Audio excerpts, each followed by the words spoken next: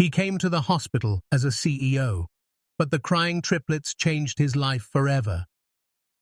Ethan Cole walked into the hospital with the same precision he carried into every business meeting, his polished shoes clicking softly against the sterile white tiles, his mind already rehearsing the sharp words and strategic offers he intended to deliver to the hospital board. He didn't come here to notice the smell of disinfectant, the hushed voices of nurses, or the anxious faces of families. He came for numbers, contracts, and deals. His black-tailored suit, spotless tie, and expensive briefcase set him apart from the hurried footsteps of doctors and the worried murmurs of patients' relatives. Everything about him screamed control, authority, and focus. Yet as he turned into a quieter corridor, something unexpected stopped him in his tracks. It wasn't the hum of machines or the creak of a gurney being wheeled past. It was the sound of muffled sobs, small, broken cries that carried an ache too raw for him to ignore. Ethan slowed, his grip on the briefcase tightening, his jaw clenching as though bracing himself against emotions he had no time for. Then his eyes adjusted to the dim light of the hallway, and he saw them. 3 tiny figures huddled together on the cold linoleum floor. Children no older than 6 or 7, maybe younger, their identical faces streaked with tears, their little shoulders shaking as their sobs echoed in the otherwise empty corridor. The sight was so jarring, so out of place against the clean professional order of the hospital, that Ethan's first instinct was disbelief. He blinked, half expecting a nurse or a parent to rush forward and gather them up, but no one came. The hallway was silent except for their fragile weeping. Something in him shifted, though he tried to resist it, tried to tell himself this was none of his concern. His world didn't involve ng children in hospital hallways. It revolved around boardrooms, contracts, and numbers that never cried, never begged, never broke his carefully built walls. And yet, he couldn't move forward.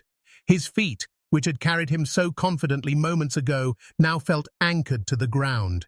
His chest tightened in a way he hadn't felt in years, a dull ache pressing against the armor of indifference he had worn for so long. He glanced around quickly, searching for someone, anyone who might take responsibility for the scene before him, but the corridor remained empty. A flickering overhead light buzzed faintly, casting long shadows across the children's tear-streaked faces. One of them hiccuped through sobs, clutching a worn-out stuffed animal, the fur matted and faded from too much love. Another had her tiny hands pressed to her eyes as if hiding from the world, while the third just stared down at the floor, tears dripping silently, shoulders trembling. Ethan felt a foreign sting in his throat, a tug he didn't understand. He told himself to keep walking, that he had a meeting to attend, that time was money and money was everything. But his body betrayed him. He didn't take a single step forward. Instead, he stood rooted, watching, listening, feeling the weight of something he had long forgotten, human vulnerability. The sound of their cries grew louder in his ears, drowning out the echo of his own logical thoughts, erasing the carefully drawn lines of distance he had lived by. His hand tightened again on the handle of his briefcase, not for power or control, but because for the first time in years he didn't know what to do. Why were they here? Why were they alone? And why, of all people, had he stumbled across them? The hospital, a place meant for healing, suddenly felt heavier, its walls pressing in with stories he had never cared to hear, lives he had never cared to touch.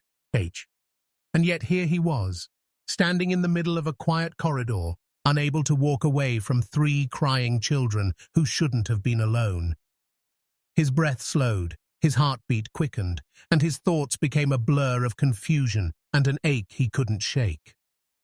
Ethan Cole, the man who prided himself on being untouchable, was touched deeply, unexpectedly, by the simple, heartbreaking sound of children crying. He didn't know their story yet, didn't know why they were there, but something told him that the answer would change far more than just his day. Ethan's gaze lingered on the children, his polished world of contracts and negotiations suddenly crumbling beneath the raw weight of their fragile sobs. And though his instinct had always been to walk away from what didn't concern him, something deeper urged him to lower himself to their level. Slowly, stiffly, as if unsure whether his body would even obey, he bent down on one knee, the leather of his tailored suit creasing against the cold linoleum floor, his voice emerging quieter than he had planned, almost hesitant, stripped of its usual authority. "Where are your parents?" he asked, and the question felt foreign on his tongue, softer than any boardroom command, trembling with an unfamiliar gentleness. The triplets turned toward him, their identical faces blotched with streaks of tears, their eyes swollen, searching his face as if deciding whether to trust this stranger in a suit. For a heartbeat, they didn't speak, only the muffled sound of their sniffles filling the sterile hallway. But then the smallest of the three lifted her head, lips trembling, and whispered words that cut sharper than any hostile takeover ever could. "Mommy, she's inside that room. She won't wake up." Ethan's chest tightened instantly, the sentence piercing him like a sudden wound, the innocence in her voice making it heavier than 1,000 business failures. He followed the direction of their tiny, trembling fingers toward a half-closed hospital door just feet away, the sterile nameplate glinting faintly under the flickering light above. The silence in that moment stretched thin, wrapping around him until he could hear nothing but the pounding of his own heart. He wanted to respond, to reassure them, but the truth was he didn't know how. He had no comforting words stored in his world of profits and contracts, no soft tone polished from years of negotiations. All he had was the gnawing urge to know, to see, to understand what waited beyond that door. His hand, still gripping the handle of his briefcase, loosened as if the weight of business no longer mattered, and his other hand lifted toward the door almost involuntarily, his fingers brushing against the cool metal handle. He pushed it slightly open, the hinges groaning faintly, the thin crack widening enough to let a sliver of pale fluorescent light spill into the dim hallway. He leaned forward, his breath shallow, his pulse quickening, bracing himself for what might lie beyond. But before his eyes could take in more than the outline of a hospital bed and a figure lying upon it, a sudden rush of motion cut across his line of sight. A doctor, dressed in crisp white, swept past him with the urgency of someone who had seen this scene too many times before. The movement startled Ethan, his body stepping back instinctively. The door pushed closed again in the doctor's wake, with a dull click that echoed like a barrier between him and the truth. Ethan stood frozen, his hand still hovering in the air, fingers curled as though they could still feel the cool weight of the door handle, his eyes darting between the children's pleading faces and the door that now stood between him and the answer. His throat tightened, an unfamiliar frustration clawing at him. He, who was accustomed to walking into any room he desired, who commanded respect and entry wherever he went, now found himself shut out, blocked not by power or wealth, but by the fragile unpredictability of human suffering. The triplets stared at him, their tears glistening, their breaths shallow, and in their gaze he saw the unspoken question, the desperate plea that neither contracts nor wealth could answer. The hallway, once just another sterile stretch of white walls, now felt like the threshold to something heavier than any boardroom decision he had ever faced. His heart hammered in his chest, louder than the beeping monitors he had heard faintly from within the room, louder than the shuffle of nurses in the distance. He swallowed hard, the taste of uncertainty bitter on his tongue, and realized that for the first time in years he didn't have control. Not over the situation, not over the outcome, not even over his own emotions. The children's words replayed in his head like an echo he couldn't silence. She won't wake up. And though the doctor's swift interruption had kept him from seeing the truth for himself, Ethan knew that whatever waited behind that door would not just be another fleeting detail in his carefully structured life. He lingered there, suspended between stepping away and pushing forward, between logic and instinct, between the cold steel of business and the fragile warmth of humanity, every second stretching into an eternity. And as the children's small, tear-filled eyes locked onto him, silently urging him not to leave, Ethan Cole, the untouchable Millionaire CEO, realized he stood at the edge of something he could neither predict nor control. The doctor's hurried steps faded down the hall, leaving Ethan once again before the closed door, his chest tight with the weight of unanswered questions, his mind caught between duty and an ache he couldn't name. This time, though, he didn't hesitate. His hand pressed firmly against the handle, and with a steady push, the door creaked open wider, releasing the sterile scent of antiseptic mixed with something heavier. A silence set. Oh, dense it seemed to settle over his shoulders.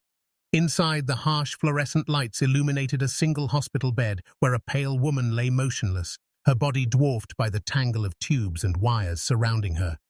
The steady rhythm of machines filled the room. Slow, hesitant beeps that warned of a fragile state, each sound like a countdown echoing in Ethan's ears. The triplets rushed past him, climbing onto the edge of the bed with the familiarity of children who had been here too long. Their small hands clung desperately to hers, their voices trembling as they pleaded, "Mummy, please wake up. Please don't leave us." Ethan froze, his gaze fixed on the woman's frail figure, her skin almost translucent against the white sheets, her chest rising and falling with shallow effort. For a man who had sat through countless board meetings, who had witnessed empires collapse and fortunes vanish, the sight of a single human life flickering in and out of reach was unlike anything he had ever faced. Business failures were numbers, replaceable, calculated, but this was raw and irreplaceable. He felt his throat constrict as he took a step back, his instinct urging him to leave before the weight of this reality crushed him. His polished shoes scraped lightly against the tile as he turned toward the door, already reaching for the escape that had always protected him from emotions he didn't want to face. But just as his body leaned forward, a small hand latched onto his sleeve, halting him with more force than he thought possible. He looked down, startled, and found the youngest triplet staring up at him with wide, tear-brimmed eyes that seemed far too knowing for a child. Her tiny fingers clutched the fabric of his expensive suit with a desperation that stripped away the distance his wealth and power usually afforded him. Her voice broke, barely more than a whisper, yet it carried the weight of a plea that shattered him. "Don't go. You're all we have left." The words struck deeper than any accusation, deeper than any loss he had calculated in business, hitting a place inside him he had long buried beneath layers of ambition and control. His breath caught in his chest, his heart pounding with a rhythm he couldn't steady, as if the simple touch of that child had unraveled every defense he had built. For years he had walked away from emotion, from vulnerability, from anything that threatened to remind him of his own scars. But now, standing here in this small hospital room with 3 children clinging to hope and a mother hovering between life and death, he found himself unable to decide. He glanced back at the pale woman on the bed, her stillness a silent cry of fragility, the monitors painting a picture of time slipping away, and then back at the child's grip on his sleeve, her faith in him undeserved yet unshakable. The walls seemed to close in, the steady beeping louder, the triplets' sobs filling every corner of the room until there was no space left for logic or detachment. Ethan's heart shook violently, pulled in 2 directions, toward the safety of walking away and toward the terrifying vulnerability of staying. His hand twitched at his side, caught between retreat and surrender, between the world he knew and the one unfolding before him. He had built an empire by never hesitating, by always making the hard choice without looking back. But this was different. This wasn't a deal to win or a loss to cut. This was a decision that could change not just a business, but lives, his included. And in that suspended moment, with a child's fragile fingers gripping him like an anchor, Ethan Cole stood on the edge of a choice that threatened to unearth emotions he had buried for years. Ethan stood frozen in that fragile moment, the child's hand still clutching his sleeve, his heart trembling under. Dare a weight he could no longer ignore, and for the first time in years, the walls he had built around himself cracked enough to let a different decision break through. Slowly, deliberately, he turned back toward the hospital bed, his voice low but firm as he addressed the nurse lingering by the monitors. "Get me the best specialists you have, right now." There was no negotiation, no hesitation, no thought of cost. The command carried the authority of a man accustomed to being obeyed, yet for once it was driven not by profit, but by something far deeper: fear of loss, compassion for strangers, and a fierce need to stop the trembling in the children's eyes. Within the hour, specialists rushed into the room, wheeling in machines, adjusting wires, checking charts, their hushed tones filling the air with urgency. Ethan remained by the door, his broad frame tense, his jaw tight as he watched the medical flurry unfold. His usual confidence in commanding rooms wavered here. He couldn't bargain with fate, couldn't rewrite the numbers flashing on the monitors. All he could do was stay. And so he stayed near the children, his hand resting on the shoulder of the youngest as she pressed herself against his side, needing an anchor in the storm. Hours slipped by, the sterile lights casting their cold glow over the woman's fragile body, and with every passing minute, Ethan felt himself pulled further from the life he once knew. Hope flickered faintly as the specialists worked, their movements deliberate, their eyes sharp with concentration, and for a moment Ethan allowed himself to believe that maybe, just maybe, his intervention had turned the tide. The triplets leaned against the bed, whispering to their mother, pleading with her to wake, their voices raw with exhaustion but still full of childlike faith that she would listen. And Ethan, listening to their trembling whispers, found his own heart silently begging for the same outcome. But just as the air in the room began to shift toward fragile relief, the sound of footsteps broke the stillness, and two doctors stepped outside, their faces grave. Ethan followed them into the corridor, his chest tightening with every second of silence before they spoke. Their words fell like heavy stones in the quiet hallway. She might not make it through the night. For a moment, Ethan couldn't breathe.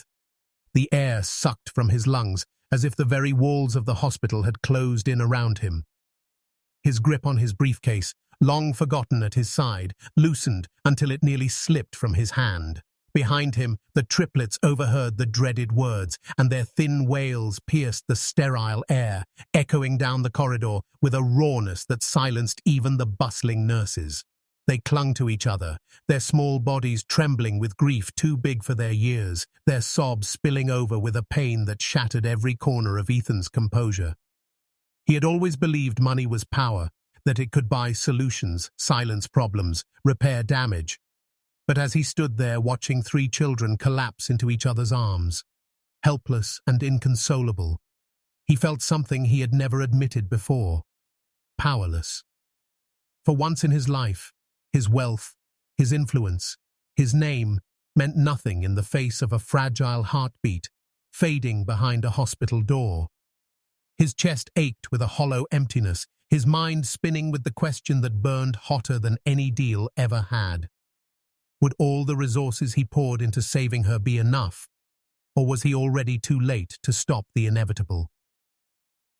The triplets' cries still echoed in the hallway when Ethan, shaken by the weight of the doctor's grim words, walked back into the room, his chest heavy with an ache he could no longer deny. And though he had never been a man who lingered where he wasn't needed, something rooted him firmly by their side.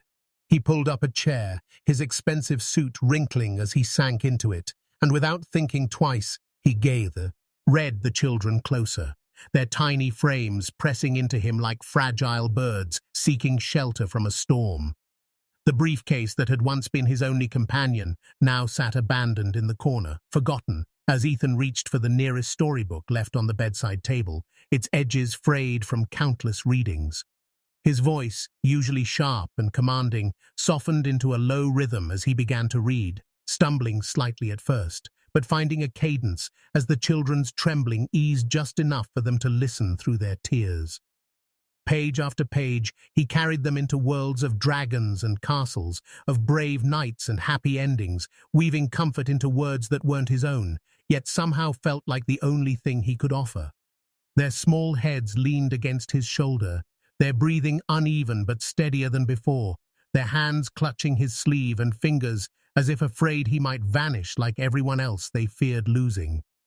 He held them there, his heart twisting with every whimper, every soft plea whispered toward the pale figure lying silent in the bed. Time dragged slowly, the sterile tick of the wall clock marking the cruel passage of hours, each second an eternity stretched across his chest.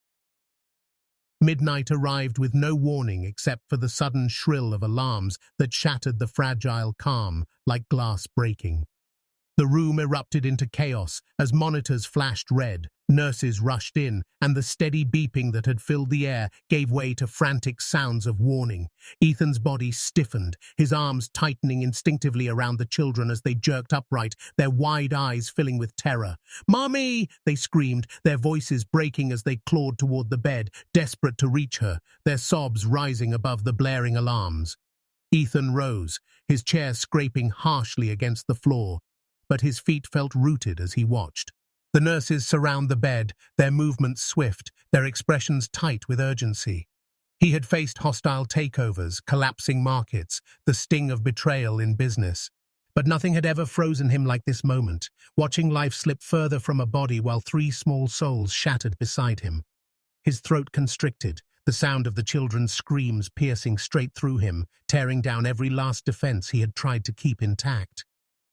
One nurse called for medication, another adjusted tubes, and still the monitors screamed, the pale woman's chest rising and falling in erratic, desperate rhythms. The triplets clung to Ethan, burying their faces against him when the sight became too much. But even in their fear, they refused to let go of their mother's hand, their cries pleading for a miracle.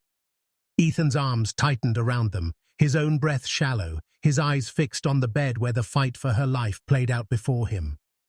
For the first time in decades, he felt completely powerless, stripped of every tool he had relied on, left with nothing but hope he didn't know how to hold. His heart pounded so loudly he could hear nothing else, every beat asking a question he could not answer. Was this the end, or was there still something left, something unseen, something beyond money and medicine that might pull her back? He stood there, frozen between despair and desperate belief, realizing with a shock that he cared more than he had ever thought possible, and that the outcome of this night would change not just the children's lives, but his own.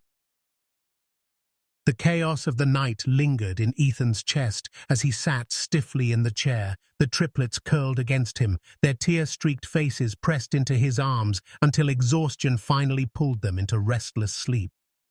The monitors still beeped, but slower now, steadier than before, as if the room itself was holding its breath, waiting for dawn. Shadows stretched across the floor, long and heavy, broken only by the faint glow of machines that had become lifelines. Ethan did not move. He could not. His body was rigid with fear, his mind torn between the sight of children clinging to hope and the pale stillness of the woman who fought silently before them. Hours passed like years.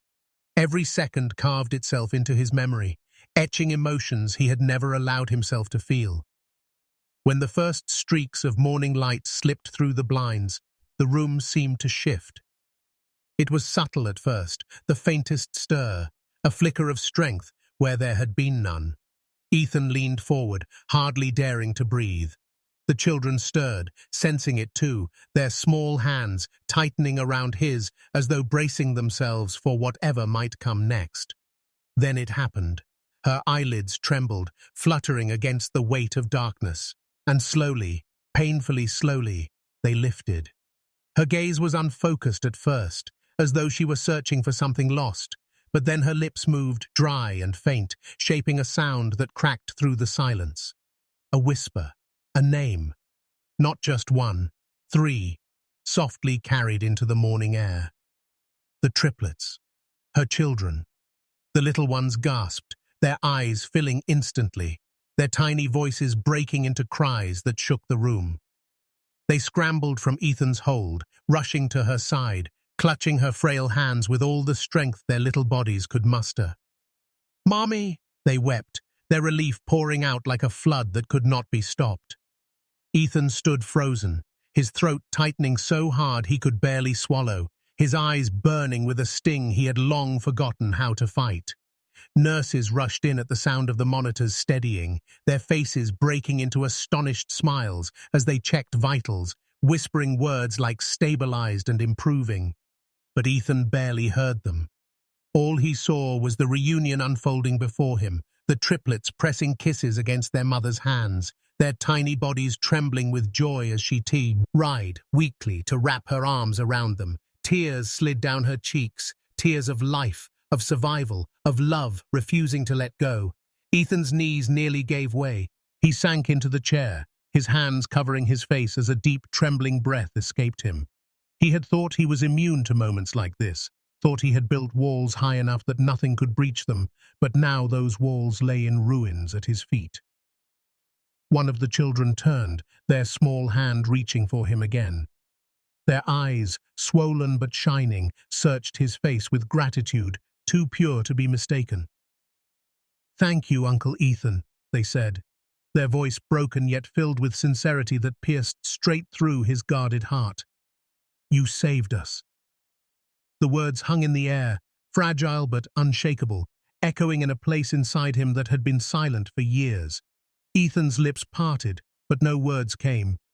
Instead, he simply nodded, his jaw tight, his heart heavy with a warmth he didn't know how to carry. He looked at the woman in the bed, at her tired but alive eyes watching him, silently acknowledging the role he had played. For the first time in his life, his wealth, his power, his empire, all of it seemed irrelevant, a shadow compared to this moment. He realized then what had taken him a lifetime to understand. Numbers could not buy love. Contracts could not hold a child's hand. Profits could not steady a failing heart. True wealth was here, in this fragile room, in the tears of children who now smiled through their pain, in the whispered gratitude of a family who would never forget his presence. His chest ached, not with emptiness, but with something new, something fuller, heavier, realer than any deal he had ever closed. He leaned back, exhaling shakily, his eyes fixed on the family that had, without warning, become his. The morning sun climbed higher, filling the room with light that chased away the shadows of the night, and Ethan Cole, the man who had once lived only for business, knew beyond all doubt that his life would never be the same again.